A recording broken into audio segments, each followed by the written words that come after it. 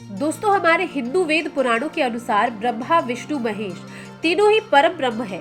तीनों की तुलना सिर्फ देवों में नहीं बल्कि ईश्वर में होती है और ऐसे ही तीनों अपने अपने कार्यों के लिए जाने जाते हैं। जैसे ब्रह्मा सृष्टि की रचयिता है, विष्णु पालनहार है और शिव महाकाल यानी कि संहारक। इन तीनों के बिना ये सृष्टि संतुलित नहीं रह सकती। किंतु क्या आपने कभी सोचा है, जहाँ अन्य सभी देवी देवताओं की पूजा होती है, वहीं ब्रह्मा की पूजा क्यों नहीं होती?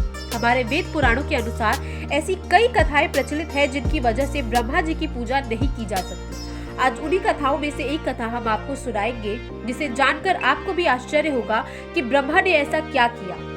वीडियो स्टार्ट करने से पहले अगर आपने हमारे चैनल को सब्सक्राइब नहीं किया है तो सब्सक्राइब करें और वीडियो को एंड तक जरूर देखें, ताकि आपको भी पता चले कि सृष्टि की रचयिता ब्रह्मा क्यों कभी अपना सम्मान नहीं कमा पाए। तो बात तब की है जब ब्रह्मा सृष्टि की रचना करने में लगे हुए थे। तभी ब्रह्मा की नाभि से ज्ञान की देवी सरस्वती का जन्म हुआ। सरस्वती इतनी ज्ञानी, इतनी सुंदर थी कि ब्रह्मा अपनी ही की हुई रचना पे मोहित हो गए थे और भूल गए कि सरस्वती उनकी ही रचना है, तो वो इस नाते उनकी पुत्री हुई।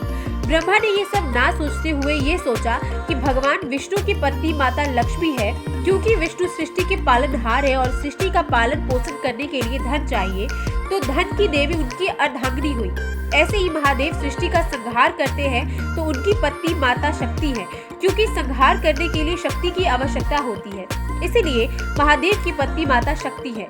तो ब्रह्मा ने सोचा कि मुझे रचना करने के लिए ज्ञान की जरूरत है, तो ज्ञान की देवी मेरी पत्नी होनी चाहिए, और वो देवी सरस्वती पे मोहित हो चुके थे। लेकिन देवी सरस्वती को ये ज्ञान था कि ब्रह्मा ने उनकी रचना की है, तो वो इस नाते उनके पिता हुए।